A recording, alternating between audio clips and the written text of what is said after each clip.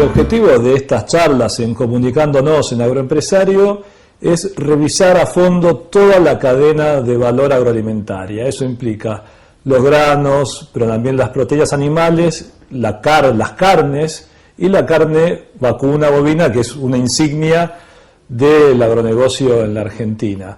Y para ello hoy contamos con la presencia de Carlos Odriozola, un ingeniero agrónomo egresado de la Universidad de Buenos Aires, con una amplia trayectoria muy grande en el negocio cárnico, también agrícola por supuesto, pero con lo cual nos vamos a focalizar un poco en este producto emblemático de la Argentina. Carlos, gracias por estar acá con nosotros y compartir este espacio. Muchas gracias, Javier. Tantos años vamos a darnos, es un placer estar con vos. Bueno, y te voy a hacer la misma pregunta que le hice a Miguel de Achával cuando estuvo acá hace unas semanas, que tiene que ver con la relación entre la carne vacuna, la carne de cerdo y la carne aviar, que son las tres principales que comemos. Los argentinos comemos 110, 120 kilos entre las tres. Y la pregunta es la siguiente: voy al carnicero y, digamos, vale lo mismo el roast beef que una bondiola que pata mulo deshuesada. En definitiva pago 100, 120 pesos el kilo entre las tres. Eso mismo en otros países no es así. La carne vacuna vale el doble posiblemente. Y yo creo que ese es un punto esencial en el futuro del complejo cárnico argentino. La pregunta es, ¿qué es lo que ocurre en nuestro país? ¿Vale poco la carne o valen mucho las otras dos? Bueno, arrancaste liviano. Así una arrancaste livianito, está bien. No, es una interesantísima disyuntiva que planteás. Claramente el argentino es carnívoro absolutamente y de carne bovina. Sí. Gracias a Dios, algunos me dirán, no tires en contra del producto, pero yo creo que en el futuro es razonable que sea así. Gracias a Dios, hoy se están equilibrando un poco. O sea, obviamente estamos en 60, 40, 15, por decir una cantidad así al tanteo, pero ojalá se vaya achicando más las diferencias, permitiendo que el producto carne vacuna no siga siendo un producto de costo político, como ha sido hasta ahora, y siempre manipulado por el gobierno de turno. Claro. Gracias a Dios, esta caída del volumen de carne que tenemos, etcétera, ha permitido que crezcan los otros productos, como la carne de cerdo y la carne aviar. Todavía faltaría el pescado, ¿por qué no? Con la costa que tenemos debería crecer, para regular un poco más ese nivel de consumo que debemos tener, que hoy estamos casi en los primeros del mundo, y seguro en los primeros del mundo con carne vacuna sola, porque los 110 kilos por ahí Estados Unidos lo tiene, pero muchísimo más en tercios. Cerdo, o en tercios, o en Europa mucho más el cerdo que otra cosa. Ahora, ¿qué es lo que vale? Si vale poco la carne o vale mucho el cerdo y el pollo, para mí vale poco la carne. Todavía tiene para crecer bastante más, comparativamente con precios internacionales. Yo creo que también ahí entramos en un tema de distribución de cortes o distribución de comercial de la carne vacuna, que seguimos como en las épocas de la caverna. O sea, hablamos de la media res. Claro, yo en algunas charlas hablaba siempre de la media res colgada al hombro, el pobre tipo que tiene que cargar 120 kilos, lamentablemente muy pocos kilos, pero claro, cargarlos al hombro, pasaba abría el camioncito con poco frío, pasaba el 60 y le tiraba una bocanada de humo negro, se le caía al piso, la levantaba, terminaba en la carnicería de esas de madera, que la abría y la cerraba todo el día, y eso es lo que consumimos, y no tiene sentido. Igualmente hay una cosa que alguien dijo una vez, nadie se murió por comer carne vacuna. No, pero yo voy más al tema comercial, claro, no sanitario, que también está, obviamente, sino el tema comercial que a mí me ocurre hace muy pocos días, en el pueblo donde tenemos el campo, en Rauch, voy al supermercado y, como decimos, 120 pesos varía todo. Lomo, colita, falda, asado, todo. Y el pollo lo pregunté, pero seguramente valía 120 también. Y no tiene sentido. Lo lógico sería que si en ese lugar priorizan otro tipo de cortes, que lleven los cortes que se priorizan en el lugar, y por ahí el corte caro lo dejen en otro lugar que se pueda pagar 250, como ves en muchos supermercados acá de Capital que vale, o mandarlo al extranjero. Ahora, ¿por qué en tantos años? Yo me acuerdo del proyecto, creo que fue de Felipe Solá, estamos en los 90, de corte por lo sano, el box beef, o sea, el corte anatómico, y empezar a mandar cada cosa para cada, o sea, despiezar la carne de vaca, como por ejemplo, no sé, creo que el cerdo se comercializa ya todo despiezado, ¿no? ¿Por qué? Estamos hablando de 25 años, por lo menos. No se pudo cambiar absolutamente nada en el circuito comercial de la carne vacuna. Felipe, que fue un adelantado en todo este tipo de cosas, inclusive por la cuota Gilno que abrió productores y demás, empezó con el corte por lo sano, que era comercializar en cuartos, no en box beef, sino en cuartos, que era, bueno, el cuarto delantero, valor cero, por lo menos una buena idea, pero ¿qué pasaba? Ese cuarto tenía que salir a 7 grados de temperatura como máximo. Uh-huh. Eso genera en toda la cadena frigorífica, y mucho más si vamos al box beef, un retraso en toda la producción, porque tenés que tener más ganchos, más frío, poder faenar menos, todo va para atrás, claro, hacia la cantidad de novillos que metés o cabezas que metés en el frigorífico. Yo creo que eso sigue persistiendo, y obviamente la industria frigorífica se resistió a que eso funcionara y dejó de funcionar. Y eso sigue persistiendo y ese problema existe. Pero creo que tenemos que, de una vez por todas, como país, y agarrados un poco de esta menor consumo de carne vacuna, posibilidad de mandarla afuera, etcétera, ir primero a condiciones igualitarias sanitarias y impositivamente en los frigoríficos. Claro. Y segundo, generarle a la industria créditos muy livianos, que permiten que se reconviertan en frigoríficos que puedan hacer una cadena más larga, donde van a tener que faenar menos cantidad para poder tener al final la carne en las temperaturas que corresponde, pero que con esa menor cantidad igual sean eficientes y y monetariamente subsistentes. Te hago un paréntesis en esta continuidad que tiene que ver con la industria para ir a la parte de campo un segundito nomás, que es que tiene que ver con, hablando del mercado ilegal, la informalidad, con el robo de hacienda, el abigeato famoso. Y vos también sos productor y criador y cabañero. ¿Sigue siendo un problema grave o ya, digamos, está más o menos ordenado ese asunto del abigeato? Yo diría que, por suerte no he tenido que vivirlo en carne propia. Alguna vez, algún episodio mínimo en algún lugar. Pero se sigue escuchando que hay problemas. Mucho más en los campos cercanos a conglomerados, claro, etcétera, ¿no?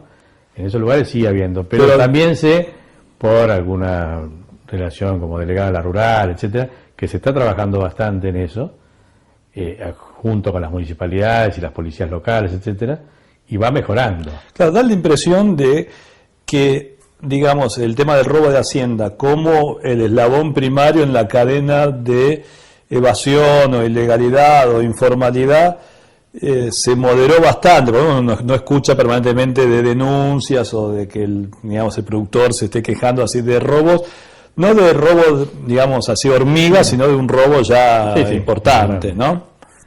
Sí, yo creo que robos importantes yo no he escuchado últimamente. Claro.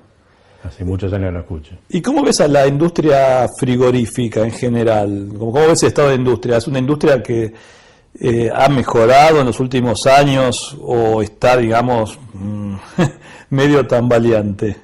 Mira, como te decía, yo estoy un poco alejado de hace algunos años de la industria frigorífica en sí, pero yo veo que ha sido una industria que se ha recompuesto bastante, se ha ordenado y ha crecido técnicamente. Estamos hablando de los grandes frigoríficos exportadores, ¿no? Porque en realidad hay cerca de 400 plantas en el país, creo que bien controladas debe haber 150, que son las principales, y hay otras 250 que son matarifes o industrias que no están dentro de un circuito muy claro, que creo que también deberíamos llegar a poder que SENASA pueda estar encima de esas plantas y ser el fiscalizador de lo que ocurre ahí. Pero si hablamos de los principales, yo creo que se han ayornado y modernizado a lo que el mundo pide. Por supuesto, esas fábricas son las fábricas que largan cajas, bifes, box beef, todo, mucho para el exterior. Pero le falta seguramente muchísimo o sea, hay muchas cosas más para crecer, maquinarias nuevas que existen en el mundo. En cada feria que uno va te encontrás con una cantidad de maquinarias que permitirían hacer el trabajo muchísimo mejor, temas de empaque al vacío, o atmósferas controladas, etcétera, que se ha avanzado mucho en otros lugares del mundo, y que acá existen desarrollos, han avanzado un poquito, pero sin ser masivos. Está. Ahora, en el otro escalón, otro tema, mejor dicho, sí, el otro escalón porque vamos al criador, ¿no? Y otro tema que creo que genera alguna polémica, que es, ¿necesitamos más vacas en la Argentina para, digamos, mejorar nuestra productividad, o necesitamos más eficiencia en el rodeo, o necesitamos las dos cosas, más vacas y más eficiencia? ¿Cómo la ves vos? Yo estoy más por la segunda. O sea, creo que las vacas, lamentablemente, sí se ha achicado el rodeo, en una cifra importante, por los desastres de 2008, 2009, etcétera, inundaciones y demás. Pero creo que la concientización en el productor tiene que ser enorme y necesitamos generar más eficiencia en los rodeos. Sí. Hoy es casi una vergüenza pensar que la Argentina tenga un 60% de destete, como mucho. ¿Y esa eficiencia, dónde ves la principal falla en un rodeo eficiente, a tu entender? Arranca la cría. Sí, claro. Sin ternero no hay novillos. Sí. Entonces, primero que nada, tendríamos que levantar, hay estudios hechos y muy buenos, de cuánto te genera pasar de 60, 70, 75 o 80% de destete, que serían cosas logrables, perfectamente logrables. Yo siempre digo que toda la tecnología que permitió a la agricultura cuadruplicarse en volumen, al mismo tiempo en la ganadería, no pasó nada. Claro. O pasó poco. Pasó poco. Hay algunos que se enojan cuando digo esto. Pero pasó poco, o sea. No, yo no me enojo y es más, lo comparto, Carlos. Pero, por ejemplo, ¿por qué el ganadero, el criador, no fertiliza sus campos o sus pasturas? ¿Por qué, digamos, en general no hace un manejo intensificado, serio, del pastoreo? ¿Por qué, en definitiva, es el puestero que le maneja las vacas y se las cambia según su buen saber entender, y no hay, no sé, un ingeniero agrónomo, un ingeniero zootecnista que se encargue de todo eso? Bueno, siempre ha sido más difícil entender la renta de la ganadería con respecto a la renta de la agricultura. La renta de la agricultura es algo que es casi inmediato, inclusive hasta por los mercados uno puede hedgearse y saber exactamente, yo siempre esta hectárea ya vendí la producción que voy a tener en su mayor proporción, sé cuánta renta voy a tener, a no ser que ocurran fenómenos muy importantes. En ganadería es todo muchísimo más largo. Científicamente es mucho más difícil hacer cría o ganadería que hacer agricultura. En agricultura yo diría que hoy hay libritos que permiten hacer casi todo bastante simple. Me van a pelear los agrónomos agricultores, pero bueno. Sí, digamos, hay un paquete tecnológico que el el 80% está resuelto. Obviamente gracias a quienes inventaron todas las cosas que se inventaron, ¿no? Claro. Pero en cambio en ganadería, cualquier decisión que toma un día, la pagas dentro de 3 años. Y si esa decisión fue mala, dentro de 3 años el resultado fue pésimo. Y evaluar qué rentabilidad voy a tener en cada acción que yo haga en ganadería. Bueno, pero por ejemplo, el tema del destete, en un año lo tenés, es sí o no es mucho más que un ciclo agrícola, serán...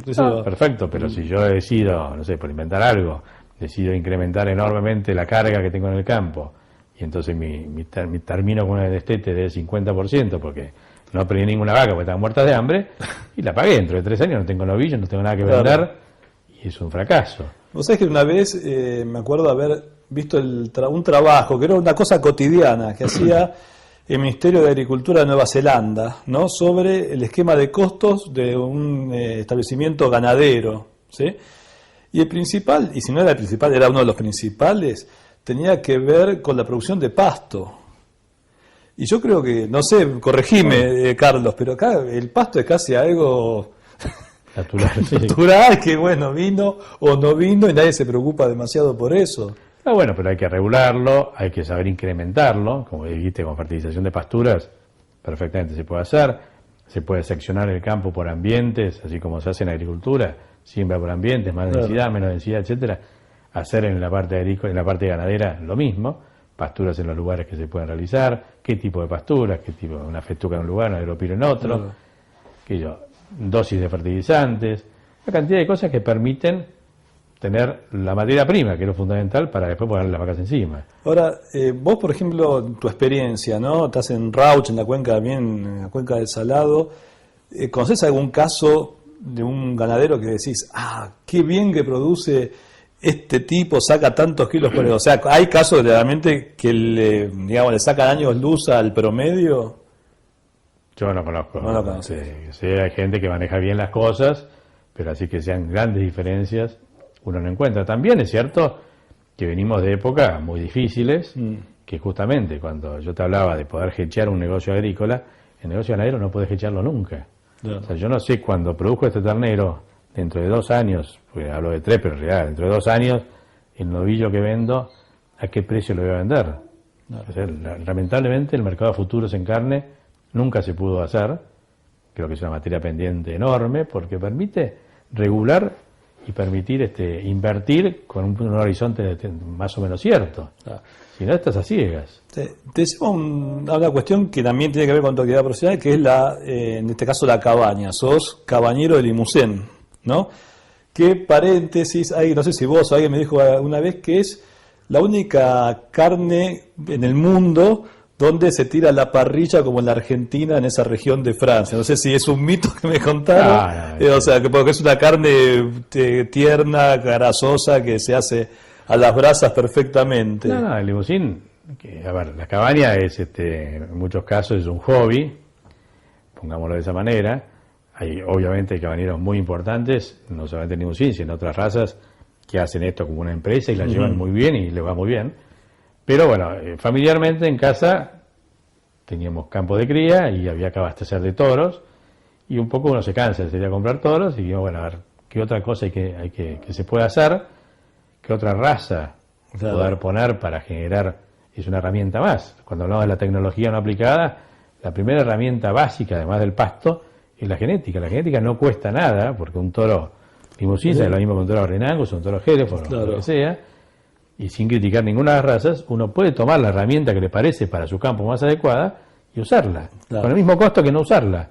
Entonces, si vos podés usarla, ¿por qué no usarla? Entonces ahí empezamos con... A eso iba, ¿no? Que digamos que es una raza muy noble, Limousin, y el punto viene a esto, ¿no? Justamente, que yo me acuerdo en la facultad se estudiaban los distintos sistemas de cruzamiento, de criss-cross, bueno, había por lo menos, no sé, no me acuerdo, 3 o 4 formas distintas de cruzamientos de razas, ¿no? Y en los años 60, 70 había también muchas razas continentales, y etcétera. Y hoy me da la impresión, pero es solamente una impresión, de que al final, digamos, el sistema ganadero argentino terminó en la raza pura, o es Hereford, o es Angus, o si no es Brangus o Braford, y se acabó la milonga. ¿Cómo ves vos ese punto? Bueno, creo que estamos ahí metidos entre medio, o por debajo, para tratar de cambiar ese tema. Claramente las razas continentales que vinieron a Argentina, la única que perdura razonablemente bien es Limousin, un poco porque la adaptamos a la Argentina, o sea, hoy nosotros llamamos el Limousin argentino. Si vos vas a Francia, donde decís que tiran los bifes en la parrilla... No sé, ¿es así? Sí, bueno, con la diferencia que ellos los comen crudos, tiran los envueltos y los sacan en el acto. Para no correr riesgos. No, les gusta así, uno a medida que se va metiendo más en carne, más crudo come la carne, ¿no? Es verdad que le sentís mucho más el gusto cuanto más cruda se come. Pero bueno, independientemente de eso, si vos vas a Francia, es una raza que arrancó con animales de carga, bueyes que transportaban, etcétera, y que son animales de 1.300, 1.500 kilos en Francia, un toro Limousin de exposición. Acá nosotros el Limousin argentino que hicimos, que fue en base a selección, genética de lugares que nos convenían y demás, el toro más pesado en Palermo puede pesar 1.000 kilos, 1.050, y tenemos vecinos en Palermo con razas británicas que están arriba de los 1.300. Pero hicimos un animal adaptado a las posibilidades de una cría extensiva, como es en Argentina, que la vaca tiene que parir sola, porque parir sola acá, no está metida en cabañas como en establos como en Francia, que tiene que criar ese ternero, o sea, tiene que ser una buena madre, fértil, que para todos los años, y si además de todo eso, el ternero que nace, que se genera un novillo, que por su genética termina siendo un novillo que puede ir perfectamente a novillo pesado, o quedarse en novillo liviano, según la alimentación que le das, bueno, nos permite una plasticidad enorme, que tal vez hay otras razas que no la tienen porque se pasan de grasa, etcétera, en los sistemas modernos, que por suerte ese sí entró en Argentina para quedarse ya, que es el feedlot. Y es usar de la manera más eficiente posible el alimento que tenemos. Digamos, el mercado ganadero te reconoce en demanda al limusín. El mercado ganadero, el criador Sí. está demandando limusín hoy. Hoy hay muchos más llamados que hace años atrás, interesados en cruzar, porque saben que el cruzamiento es una herramienta, como te digo, la genética es una Lo único que tienes que hacer es herramienta tecnológica. echar los toros limusines en vez de echar un toro de otra raza. Tenés que creer, es un acto de fe, en definitiva, claro, de que ese toro, que hoy no te dice demasiado, porque por ahí lo que vendemos son toros que no están preparadísimos, que nada por el estilo, que no te dice demasiado, va a generar un ternero que sí dice muchísimo. En los block test siempre, ganaban los... En el momento se terminaron de hacer porque ganamos siempre. Esa es la realidad. No se hicieron más, ¿no? Se siguen haciendo y seguimos ganando y frente a esa, digamos, esa herramienta de marketing, como es decir, la red, colgada, decirle, miren lo que ganó nuestra red. Bueno, es un tema de marketing, justamente, como decís vos, y de fondos para poder marketingear. Limusín siempre ganó, y es indiscutible en el gancho. Las reses limusín, según un novillo limusín, bien engordado y no baja de 62-63%, normal. Claro. Los que iban a los block test a veces rendían 65%, pero bueno. Claro, lo normal es 62%, 63% contra un 58% escaso que tienen otros novillos, claro, de otras razas. Entonces ahí son 3-4 puntos de diferencia, que es plata, en definitiva es plata en el bolsillo. Y mucho más, no sé si estás al tanto de la intención de hacer una nueva tipificación en Argentina. No, eso... Que me parece muy importante, o sea, que podamos ir avanzando y llegar un poco a los estándares mundiales. Una nueva tipificación basada en... Basada fundamentalmente en lo que produce el animal, o sea, no en la apariencia, en lo subjetivo, y JJ, ¿viste? Que está bien y que funcionó mucho tiempo y realmente uno se hace el ojo y puede llegar a definirlo, o en los niveles de grasa, etcétera, sino que ir más a lo ponderable. Bueno, ¿qué porcentaje de cortes me dio este animal? Claro. ¿Qué ojo de bife, qué área de ojo de bife tiene este animal? ¿Terneza podría entrar en Terneza entra también, Terneza entra, por supuesto. Si bien Terneza, por lo que he estudiado y tengo entendido, prácticamente todas las razas tienen el gen de la terneza, o los dos genes que hacen falta para tener terneza. O sea que en eso, un animal bien alimentado y bien faenado, sobre todo, terminaría una terneza razonable en todo tipo de razas. Pero tener un área de ojo de bife de 90, 80 o 100 centímetros, como tiene un limusín, contra 60 o 70 de otro animal, eso lo lográs por genética. Claro. Tener un animal que sea plástico y que pueda llegar a 500 kilos y también venderse en 350, sin ninguna imposibilidad y bien terminado, también es fundamental. Sí, no sé cómo evalúan el tema de la cobertura de la grasa, porque realmente es producir algo energéticamente muy costoso, que demanda mucho alimento, para que después o el carnicero o el ama de casa o el que hace lo corta y lo tira. Bueno, pero ahí nos remitimos, ¿no?, al inicio, al cuento del camión y el 60 que pasaba tirando bocanas de humo. La grasa fue necesaria en los tiempos de la colonia, cuando se mandaban las de Smithfield en Inglaterra, las medias reses en barco, que iban con este quinote, ¿no?, algo así llamaba la cobertura que le ponía a la media res, que era con una tela, y necesitaba una capa de grasa, y no miento cuando digo así, de 3-4 centímetros, porque el frío no era el frío moderno, y tenía que atravesar 60 días de viaje hasta allá, y allá recién se vendía, y la grasa de alguna manera protege a la carne.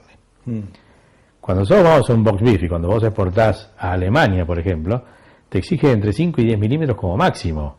Claro. Si te pasás, te penalizan. Te penalizan. Y yo he vivido en los frigoríficos viendo cómo se saca la grasa, se tira la grasa, se vende a severo, claro, 4 o 5 pesos, no sé cuánto vale la grasa hoy. En un momento valía $1, me acuerdo.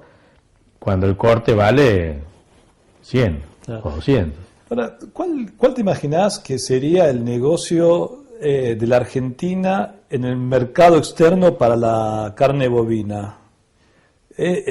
Tenemos ahí la cuota Hilton, 29.500 toneladas, bueno, ahora hay una cuota de feedlot, pero ¿cuál crees, cómo te imaginás que sería el negocio de exportación de carne bovina, Carlos?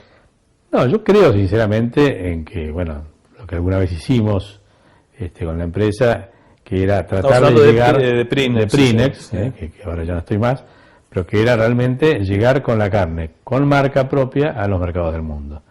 Y establecerlo como un producto elite, porque realmente es como dijimos al principio, o sea, tiene que valer menos la carne de pollo y cerdo, tiene que valer más la carne de vacuna. Tiene que valer más la carne de vacuna porque en el mundo vale.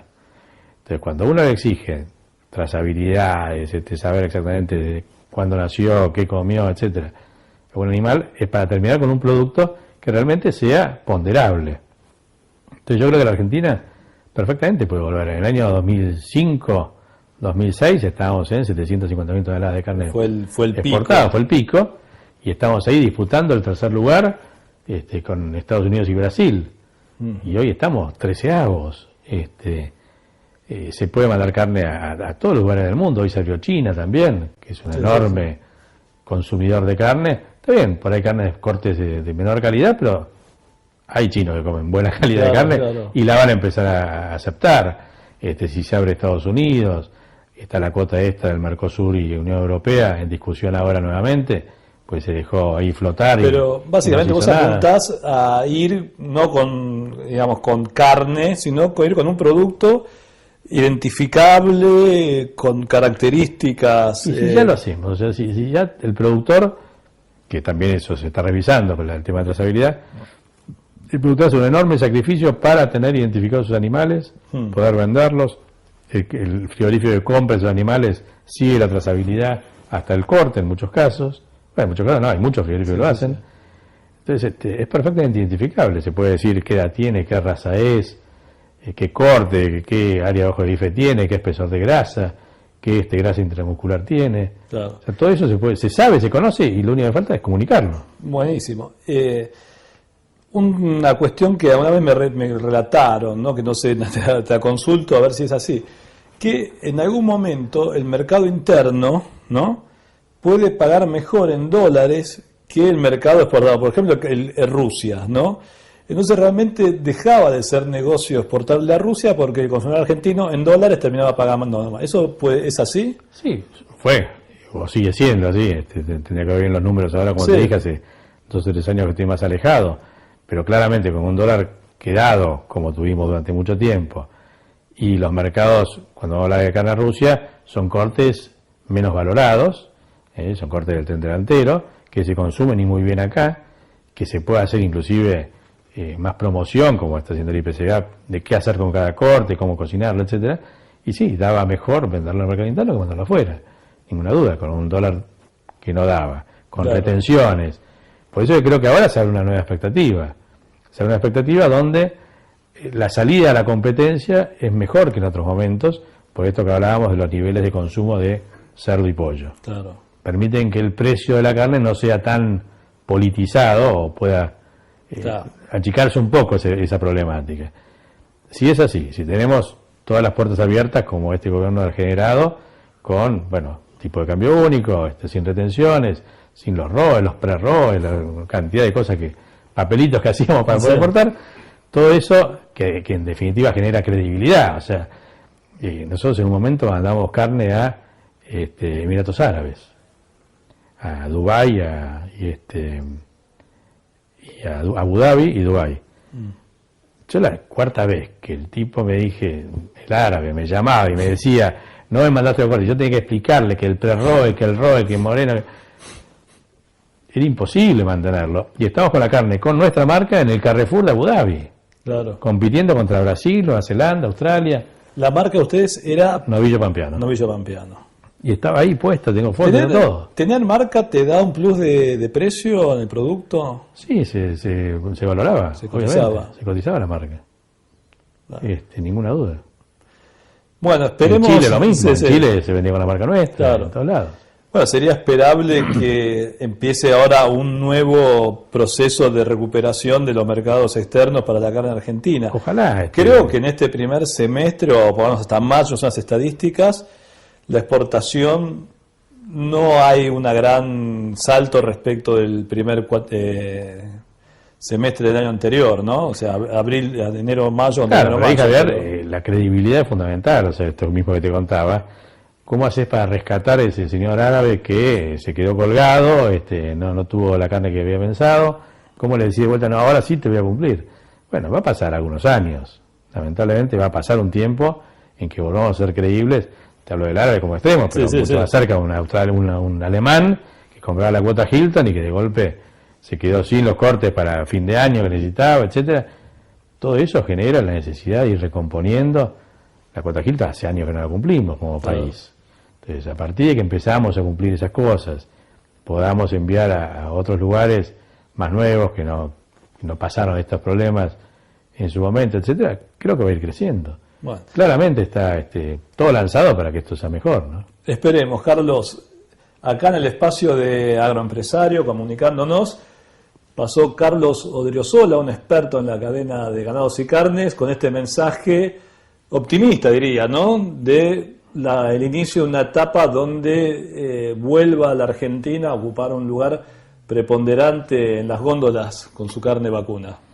Yo espero, te agradezco demasiado elogio eso de experto, pero sí, bueno, la verdad que uno lo he vivido siempre con mucho entusiasmo y ganas, y ojalá lo que en su momento se hizo se vuelva a poder hacer, se mejore.